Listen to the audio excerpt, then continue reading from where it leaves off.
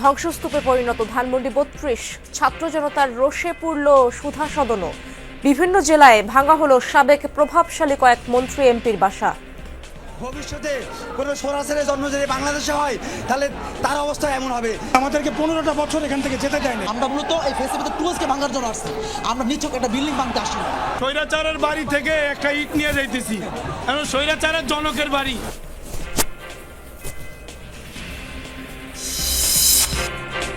গ্রহণযোগ্য নির্বাচনের নানা ফর্মুলা আছে সরকারের কাছে, জানালেন উপদেষ্টা নাহিদ। ভোটের আগে আইন শৃঙ্খলা পরিস্থিতি স্বাভাবিকে গুরুত্বারোপ। সরকারের কোনো কিছু পরিবর্তন হওয়ার প্রয়োজন মনে করতেছি না। যে অবস্থায় আছে তারা যথেষ্ট নিরপেক্ষভাবে কাজ করতেছে। মোটামুটি আমরা সেটাকে ধরেই আগাচ্ছি। আশা করি রাজনৈতিক দলগুলোর সাথেও সেটার সাথে সহমত পোষণ করবে। ঘন কুয়াশায় গোপালগঞ্জে 4টি পরিবহনের সংঘর্ষ, একজনের প্রাণহানি, আহত কমপক্ষে 20। ঢাকা খুলনা মহাসড়কে 1.5 ঘন্টা বন্ধ থাকার পর যান চলাচল শুরু।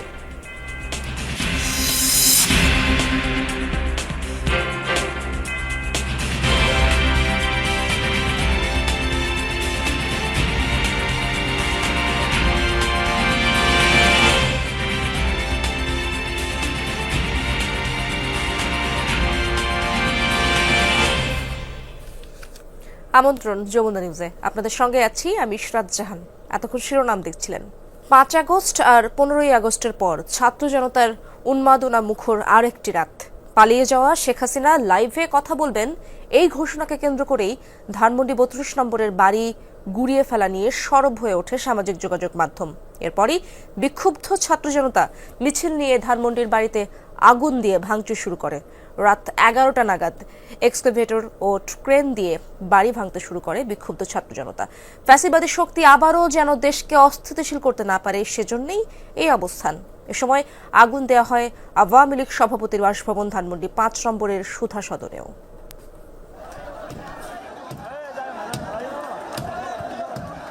ফ্যাসিবাদের বিরুদ্ধে এই ক্ষোভের বহিঃপ্রকাশ। বুধবার রাতে ছাত্র জনতার ব্যানারে লং মার্চ টু ধানমন্ডি 32 কর্মসূচি। সেই ফিল আবার নিতে আসছে, বাজে আগস্টের ফিল এখনো পাচ্ছি। আবার মনে হচ্ছে নতুন কিছু হবে সামনে। এই ধরনের কোনো দুঃসাহস না দেখাতে পারে, সেই জন্যই আজকে আমাদের এই কর্মসূচি। তাদের রাগটা কত বেশি এটা অনেক মানুষ বুঝতেছে না। আমি দেখতে আসছি রাগটা কত বেশি। রাত 9টায় আওয়ামী লীগের ভেরিফাইড ফেসবুক পেজ থেকে লাইভে আসেন শেখ হাসিনা। তখনই ধানমন্ডি 32 নম্বরের বাড়ি গুড়িয়ে দেওয়ার প্রসঙ্গে সরগরম হয়ে ওঠে ফেসবুক। স্বৈরাচারকে সারা জীবনের জন্য এই দেশ থেকে বিদায় করতে চাই, কারণ আমরা এই দেশে 16-18 কোটি মানুষকে দেখাতে চাই ভবিষ্যতে কোনো সরাসরি জন্ম যদি বাংলাদেশে হয় তাহলে তার অবস্থা এমন হবে। এখান থেকে হুক্কা হুয়া চলবে না। আমি এখানে এসে অত্যন্ত আনন্দিত এবং কতদিন বাঁচবো জানি না। এই স্বৈরাচারের বাড়ি থেকে একটা ইট নিয়ে যাইতেছি, কারণ স্বৈরাচারের জনকের বাড়ি, কারণ এখান থেকেই শেখ মুজিব বাকশাল কায়েম করেছিল। তবে সন্ধ্যা থেকেই বাড়তে থাকে ছাত্র জনতার ভিড়। শাহবাগ থেকে একটি মিছিল এগোতে থাকে ধানমন্ডির দিকে। এ সময় অনেককে উল্লাস করতেও দেখা যায়। এই প্রতিবাদ কর্মসূচিতে যোগ দিতে আসে হাজার হাজার মানুষ। পুরো এলাকায় ছাত্র জনতার তিল ধারণের ঠাঁই থাকে না। ফ্যাসিবাদের দোসরদের যারা শেল্টার দিবে তাদের অবস্থাও ঠিক এরকমই হবে। ভারতীয় দালাল যে শেখ হাসিনা, সে ভারত থেকে যে আমাদেরকে বিবৃতি দিচ্ছে এবং এই আওয়ামী লীগ, এই ছাত্রলীগ, সন্ত্রাসী সংগঠনগুলোকে মদত দিচ্ছে, এর প্রতিবাদে আজকে আমরা আসছিলাম। আমাদেরকে 15টা বছর এখান থেকে যেতে দেয়নি। আমরা মূলত এই ফেসিলিটি টুলসকে ভাঙার জন্য আসছি, আমরা নিচক একটা বিল্ডিং ভাঙতে আসি না। সব স্থাপনা ভাঙতে বুলডোজারের অপেক্ষায় ছিল মানুষ। পরে রাত 11:15টার দিকে শুরু হয় ক্রেন আর বুলডোজারের কার্যক্রম। তানভীর মৌসুম, যমুনা নিউজ, ঢাকা।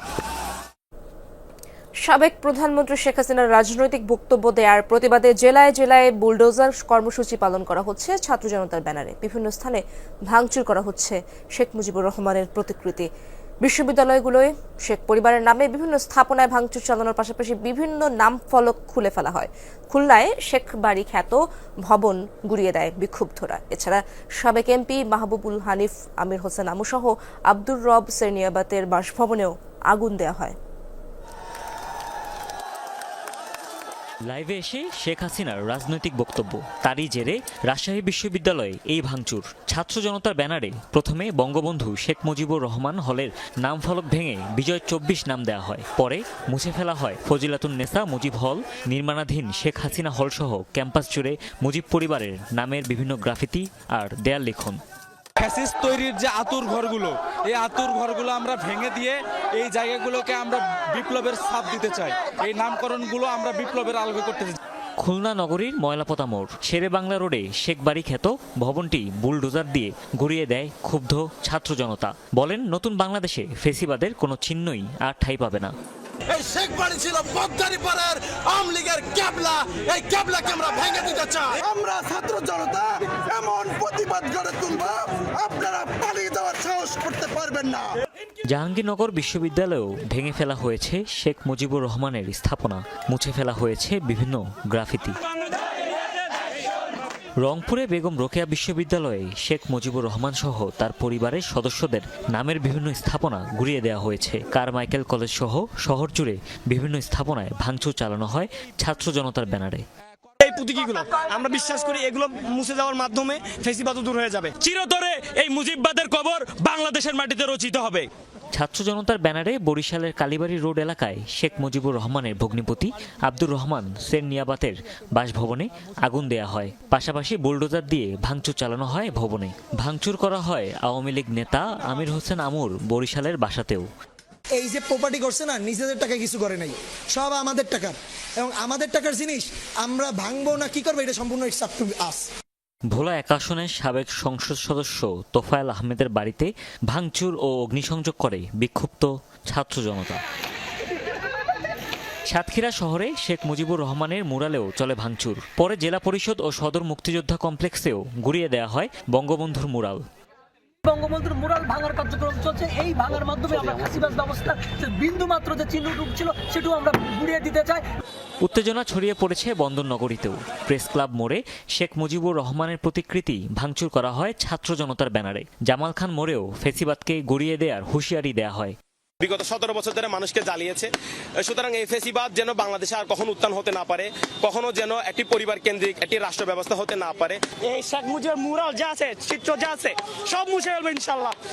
কুষ্টিয়ায় শহরের কাস্টম মোড় থেকে মশাল মিছিল বের করে উত্তেজিত ছাত্র জনতা।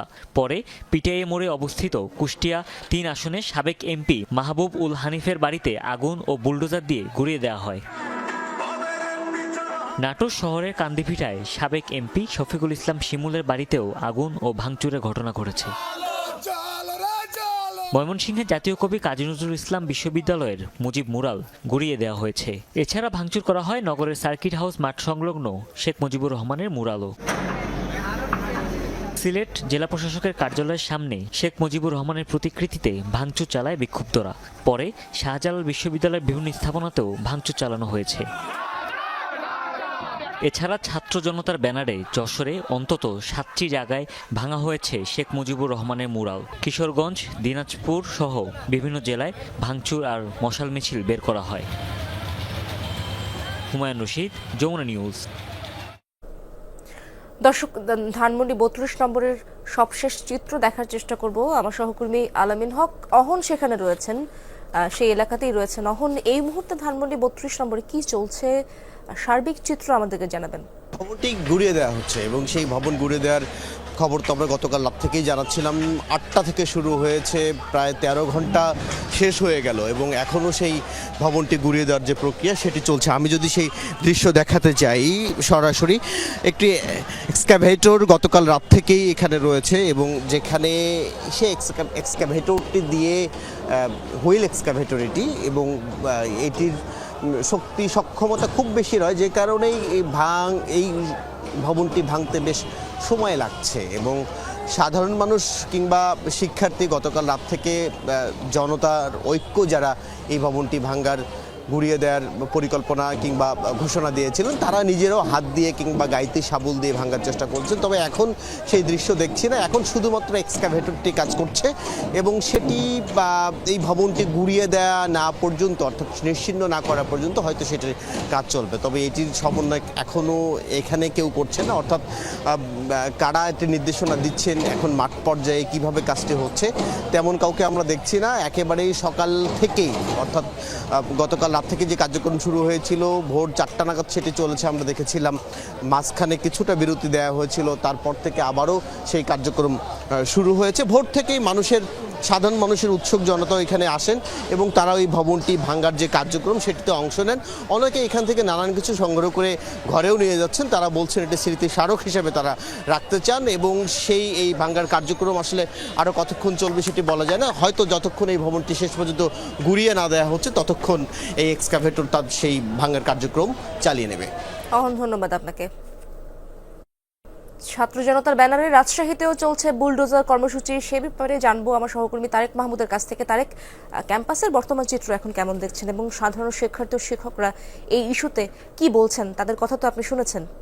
ইশরাত, এখন ক্যাম্পাসের পরিস্থিতি অনেকটাই শান্ত। আমি এখন রয়েছি রাজশাহী বিশ্ববিদ্যালয়ের বঙ্গবন্ধু শেখ মুজিবুর রহমান হলের সামনে। গতকালকে কিন্তু বিক্ষুব্ধ ছাত্র জনতা এই বঙ্গবন্ধু শেখ মুজিবুর রহমান হলের যে নাম ফলকটি রয়েছে এবং বঙ্গবন্ধুর যে প্রতিকৃতি ছিল সব কিছু কিন্তু হাতুড়ি দিয়ে শাবল দিয়ে সেগুলো মুছে ফেলা হয়েছে, তুলে ফেলা হয়েছে এবং গতকালকে এখানে বিজয় 24 নামে যে নতুনভাবে হলের যে নামকরণ সেটি করা হয়েছে। এ বাদেও রাজশাহী বিশ্ববিদ্যালয়ে সবটুকু দেখতে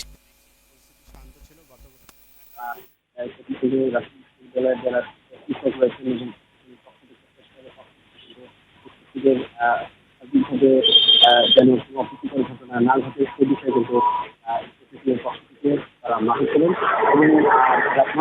তারা মাঠে ছিলেন এবং রাত 9টায় আসলে রাজশাহী বিশ্ববিদ্যালয়ের যে জোহা চত্বর রয়েছে সেখানে বিক্ষুব্ধ শিক্ষার্থীরা জড়ো হন। এরপরে বঙ্গবন্ধু শেখ মুজিবুর রহমান হলের এসে সেটি নাম ফলক সেটি ভাঙচুর করেন।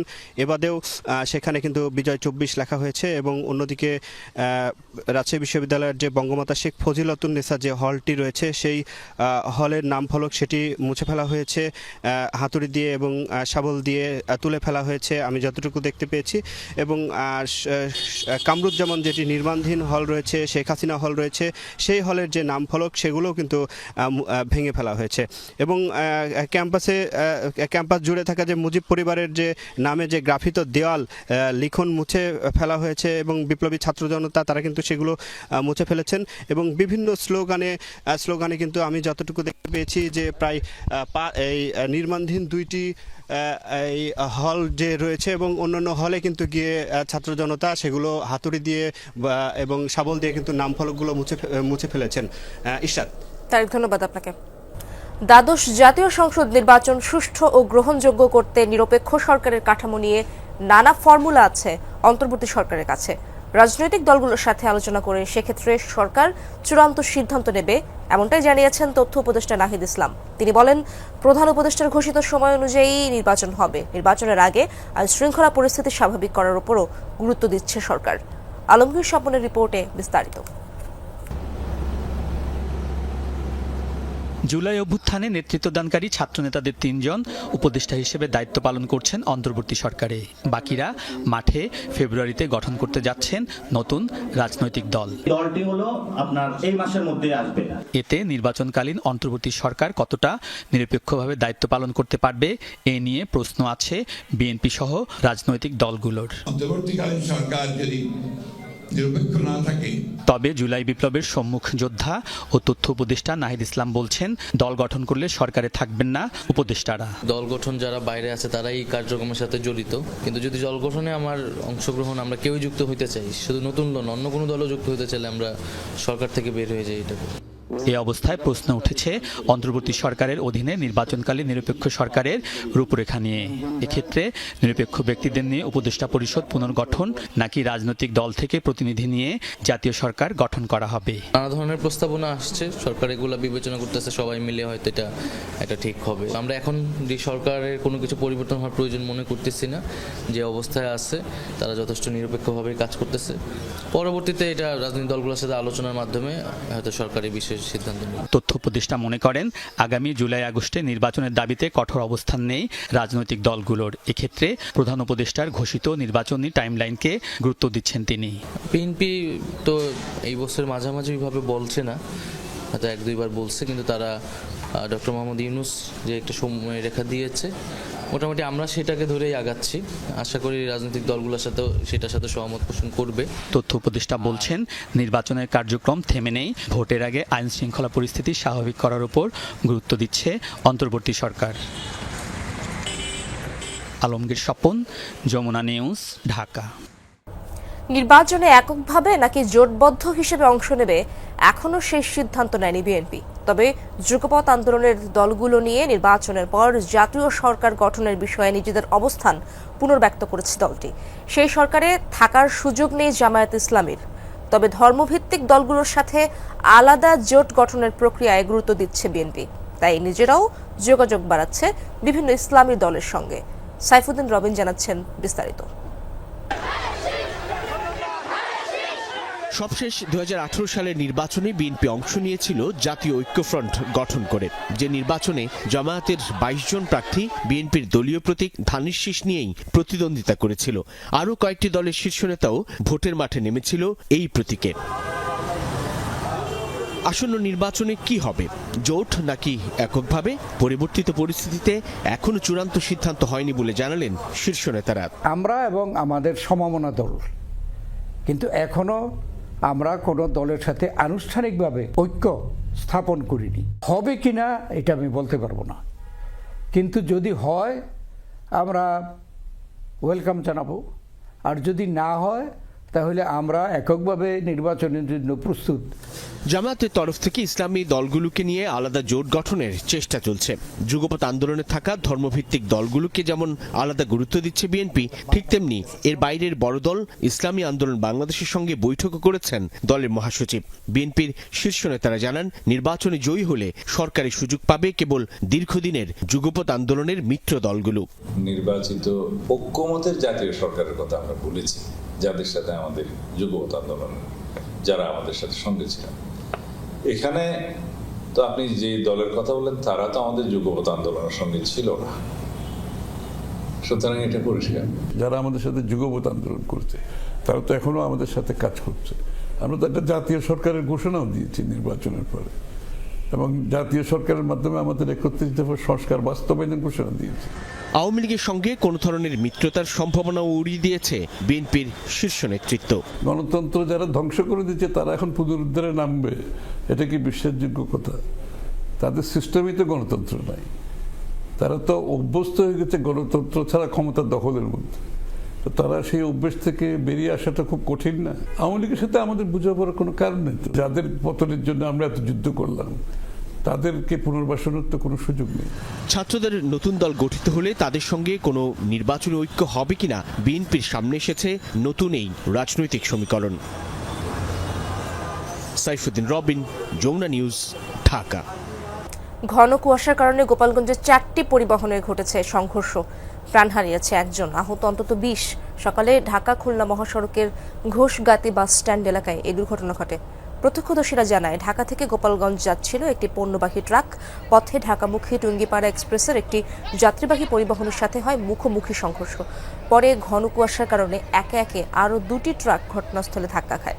এতে অজ্ঞাত একজনের প্রাণহানি হয়েছে। স্থানীয়রা আহতদের উদ্ধার করে হাসপাতালে নিয়েছে। দুজনের অবস্থা গুরুতর বলে জানিয়েছে চিকিৎসক। দুর্ঘটনার কারণে ঢাকা খুলনা মহাসড়কের এই পয়েন্টে 1.5 ঘন্টার মতো বন্ধ থাকে যান চলাচল। রানওয়েতে উড্ডয়নের অপেক্ষায় থাকা বিমানের পাখায় ধাক্কা দিয়েছে আরেকটি বিমান। বুধবার এমন ঘটনার সাক্ষী হলো যুক্তরাষ্ট্রের সিয়াটল। আরেকটি বড় বিমান দুর্ঘটনা এড়িয়েছে ট্যাকোমা ইন্টারন্যাশনাল এয়ারপোর্ট। স্থানীয় সময় বেলা 11:15 নাগাদ 142 যাত্রী নিয়ে ওড়ার অপেক্ষায় ছিল ডেল্টা এয়ারলাইন্সের 737-800 বিমান। সে সময় অবতরণ করে টোকিও থেকে ফেরা জাপান এয়ারলাইন্সের বোয়িং 787-9 ড্রিমলাইনার উড়োযানের ডান দিকের পাখা আঘাত করে ডেল্টা এয়ারলাইন্স এয়ারক্রাফটের পেছনে। বড় ক্ষয়ক্ষতি হয়নি, তবে যাত্রীদের অন্য ফ্লাইটে স্থানান্তরিত করে ডেল্টা। কিছুক্ষণ বন্ধও ছিল বিমান ওঠানামা। বিষয়টি তদন্তের কথা জানিয়েছে ফেডারেল এভিয়েশন সংস্থা।